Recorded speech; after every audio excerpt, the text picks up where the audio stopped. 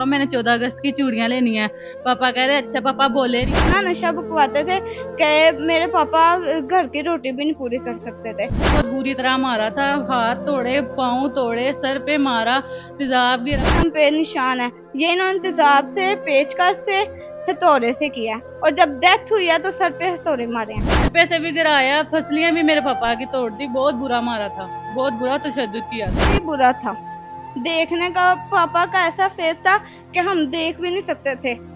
अस्सलाम वालेकुम नाज़रीन, मैं हूं एडी मलक और एक बार फिर आपके साथ मुखातिब हैं। और मेरे साथ जो वीडियो में आप दो बच्चियों को देख रहे हैं, ये मकतूल अकरम की वो मासूम बेटियां हैं जो अपने बाप के कत्ल का इंसाफ लेने के लिए दर बदर भटक रही हैं। यकीनन आप उनके हाथों में अपने बाप की तस्वीर भी देख रहे होंगे और यकीन करें कि मैं जिस वक़्त से इस घर में आया हुआ हूँ और मुझे यहाँ पर इंतहाई अफसोस ज़दा चेहरे और दुखी चेहरे हैं जो नज़र आ रहे हैं, लेकिन मजबूरी है कि ये लोग आपको अपना दुख दर्द सुनाएंगे तो शायद हमारे जो हुक्मरान हैं उनके कान पर जूं रेंगेगी। इनके बाप को किस बेदर्दी से कत्ल किया और उसके कत्ल को किस तरह से डरामाई अंदाज में ये बताया जा रहा है कि वो शख्स कत्ल नहीं बल्कि सीढ़ियों से गिरकर उसकी हलाकत हुई है। बच्चियों से बात करते हैं कि इनके बाबा आखिरी मुलाकात क्या हुई थी और क्या कहा था इनसे, और जब इनको पता चला कि इनके बाबा अब इस दुनिया में नहीं है तो इन पर क्या क़यामत गुजरी होगी। बेटा क्या नाम है आपका? मेरा नाम मलाइका है, मेरे पापा का नाम अकरम है। मेरे पापा 13 अगस्त वाले दिन सुबह 7 बजे गए हैं तो लाइट चली गई थी, सुबह 12 बजे आए हैं। तो मेरे दादों ने पूछा कि पापा क्यों आए हैं, पापा कह रहे हैं कि मेरी लाइट चली गई है इसलिए ना मुझे छुट्टी हो गई है। 3 बजे तक सोते रहे हैं, वो कह रहे हैं कि मेरे लिए चाय बना के लाओ। चाय बना के हमने उनको चाय दी है, उठाया है तो वो नहीं उठे। उनको इतना उठा के चाय ठंडी हो गई थी, उनको वो कह रहे मुझे नींद के अंदर गर्म करके ला के दो। मैंने गर्म करके ला के दिया तो वो चले गए उठ के चाय पे चले गए थे? नहीं, उनको हमने वो ना उसको हमने कहा कि पापा उठ जाए चाय पी लें। उठ के चाय पी के वो बाहर चले गए हैं। आए 4 बजे बाहर गए हैं तो 4 बजे के बाद 7 बजे आए हैं तो 7 बजे 6 बजे आए हैं तो कहने लगे हैं कि ना मुझे ना फटाफट कपड़े दो। नहाए हैं, फटाफट कपड़े दिए हैं। वो मुझे कहने लगे कि मैंने नई बनैन नहीं पहननी, मैंने पुरानी बनैन पहननी है। उनको हमने कपड़े दिए हैं, बनैन दी है, फटाफट तो नहाए हैं। हमने उससे पापा से पूछा पापा क्या रोटी खानी है? इतनी जल्दी जल्दी में थे, उन्होंने कहा कि जी खानी है रोटी। उनको रोटी दी है तो रोटी खाई है तो चले गए हैं। तो सुबह काम आपको बताया था कि कहाँ जा रहे हैं बाबा इतनी जल्दी में? वो कह रहे थे कि ना मैं काम पे जा रहा हूँ तो ना हमने कहा पापा कब आओगे? वो कह रहे थे, हमने कहा पापा हमने बाजार जाना है, 12 बजे तक आ जाना। तो वो कह रहे थे ठीक है मैं 12 बजे। हम सारी रात सोते रहे, हमें ये था कि पापा काम पे गए हैं। तो सुबह हमारे यहाँ पे रिश्तेदार हैं तो वो कहने लगे कि मुझे सुबह 7 बजे मिले हैं। तो वो उनसे पूछा कि भाई आज 14 अगस्त है, आज आप क्यों आए हो? वो कहने लगे मुझे यहाँ पे काम है। वो फिर उन्होंने कहा फिर 10 बजे के दरमियान मेरे ताया अब्बू को वो बता के गया जिन्होंने मारा है, उस्मान। जिन्होंने खुद ही मारा है और वही बता के गए? जी, उस्मान जिनके पास काम करते हैं, उन्होंने ही आपके मारा। बाबा काम क्या करते थे? मेरे पापा करते थे रस्सियों के बांध बनाते थे। उनका बांध बनाते थे? हाँ जी। फिर क्यों आपके बाबा को कत्ल किया इन लोगों ने?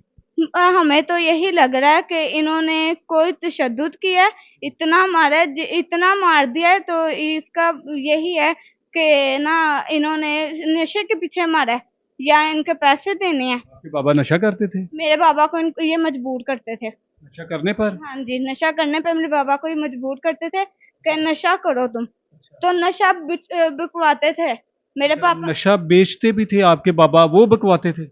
वो बकवाते थे, वो इतना नशा बकवाते थे कि मेरे पापा घर की रोटी भी नहीं पूरी कर सकते थे। बेटा फिर उनको कत्ल क्यों किया? हमें नहीं पता कि वो क्यों उनको कत्ल किया, बस यही पता है कि उन्होंने ही मारा। यही इन्होंने मारा है और किस चीज से मारा है और क्यों मारा फिर उन्होंने? उस्मान, एहसान तो रहमान, इन लोगों ने मारा है? इन लोगों ने मारा। किस चीज से मारा पता चला आपको? हमें तो यही है कि पापा को जिंदा हालत में इन्होंने तेजाब से जिस्म जो किया है इन्होंने, जिस्म पे निशान है, ये इन्होंने तेजाब से पेचकस से हथौड़े से किया है। और जब डेथ हुई है तो सर पे हथौड़े मारे हैं। जिस्म उनका किस तरह का था जब लाश देखी आप लोगों ने? बहुत ही बुरा था देखने का। पापा का ऐसा फेस था कि हम देख भी नहीं सकते थे। बेटा वो क्यों फिर बताया जा रहा है कि वो सीढ़ी से गिरकर नीचे उनकी जो है वो सर पे चोट लगी है और उनकी मौत हो गई है? उन्होंने ये वकवा बनाया है कि वो चोरी करने गया था, छत से चढ़ रहा था तो नीचे उतर के गिरा। आपके पापा चोरियां भी करते थे? नहीं, मेरे पापा के ये नहीं। हमारे इल्जाम लगाया जा रहा है। हाँ जी, ये इल्जाम हमारे पूरे खानदान में चोरी कोई भी नहीं करता। मेहनत करते थे आपके मेरे पापा? पापा मेहनत करते थे, जो मेहनत करते थे रात को लेके आते थे। मेरे पापा से जो मेहनत करते थे ना उसमें से भी पैसे रखते थे। बहुत मुश्किल से हमारा गुजारा हो रहा था, 2 किलो आटा लेके आते थे, इसलिए शाम को हमारा ये गुजारा होता था। मेरी मम्मा के महीने की 15,000 की दवाई आती है। बहुत ही बीमार थी मेरी मम्मा। अब कुछ मुल्जमान आप लोगों को धमकियां भी दे रहे हैं, वो कौन है? वो मेरे ख्याल से जिनके पास पापा काम करते हैं, जिन्होंने एक और ने मारा है, वो हैं। वो धमकियां दे रहे हैं? हाँ जी, हाफिज उस्मान। वो क्या कह रहे हैं? वो कह रहे हैं कि हमने ये बच्चियां उठवा देनी है उसकी अगर हमें जेल में किया। आप लोगों के बारे में कह रहे हाँ हैं? जी। तो पुलिस इन मुल्जमान को क्यों गिरफ्तार नहीं कर रही? आप तो इतनी प्यारी प्यारी बातें कर रही हैं। पता नहीं, ये हमें नहीं पता। तो क्या कहेंगी? वो आपको सुन रहे हैं, देख रहे हैं? हमें बस इंसाफ चाहिए हमारे बाबा का, बस। बेटा आपका क्या नाम है? फायजा। फायजा, मुझे बताओ कि बाबा के साथ आखिरी बात क्या हुई थी और किस तरह के थे? आपसे प्यार करते थे? मामा आपको आपने बताया कि बीमार हैं, तो किस तरह से हालात चला रहे थे? बहुत बहुत मुश्किल से हालात चला रहे थे। बाबा से आखिरी मुलाकात हुई, पापा आए हैं यहाँ, खुद चल के यहाँ पे आए हैं। और यहाँ पे मैं बैठी थी, मैंने पापा पापा को दादो या दादो यहाँ पे बैठी थी, मैंने पापा को, पापा मैंने 14 अगस्त की चूड़ियाँ लेनी है। पापा कह रहे अच्छा, पापा बोले नहीं है। अब दादो बोलने लगी बेटा बच्चों की 14 अगस्त होती है, बड़ों के तो नहीं ना आती। चुप चुप करके पापा बाहर यहाँ शर्ट रखे और चुप करके बाहर चले गए हैं। आखिरी मुलाकात पे ये हुई है।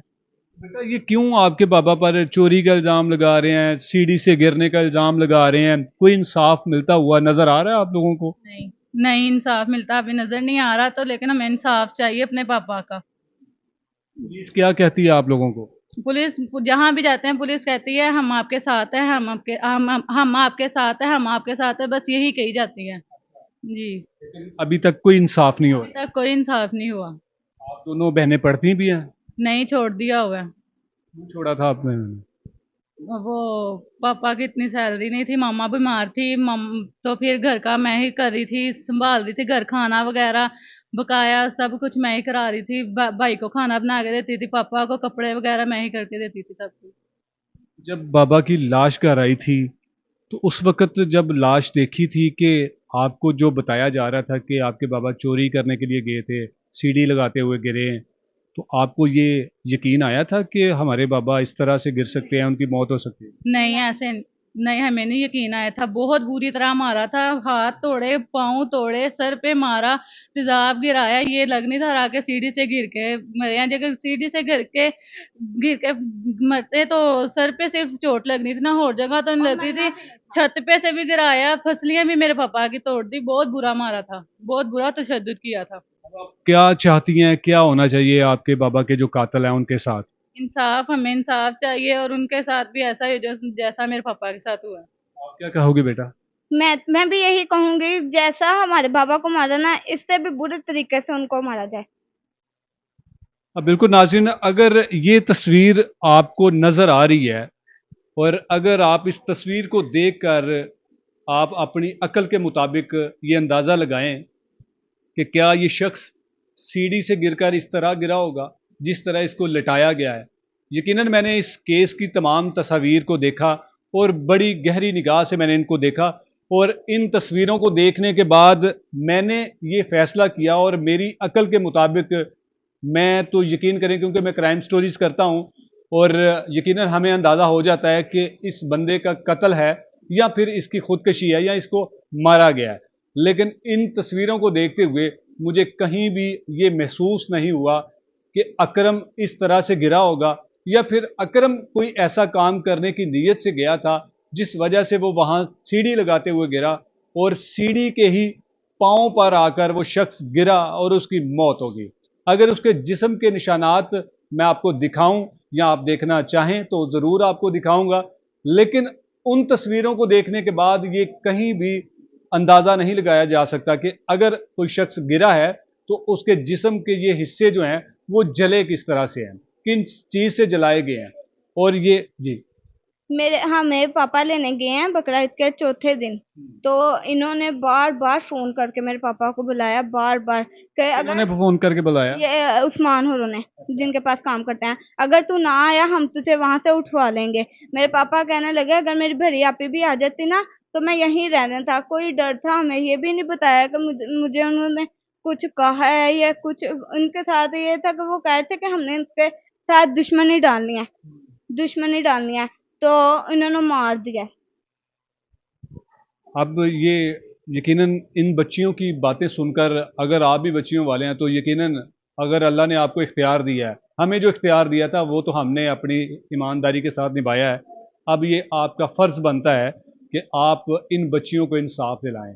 यकीनन ये बच्चियां सिर्फ आपसे इंसाफ की मुंतज़र हैं और अल्लाह ताला ने आपको ये मनसब सौंपा है। आप इन बच्चियों की रहनुमाई करें, आप इनकी दादरसी करें, ना कि ये बच्चियां कभी लाहौर कभी गुजरांवाला की सड़कों पर जो है वो अपने बाप की तस्वीरें उठाकर इंसाफ की भीख मांगती रहें। इजाज़त चाहूँगा, अल्लाह निगहबान।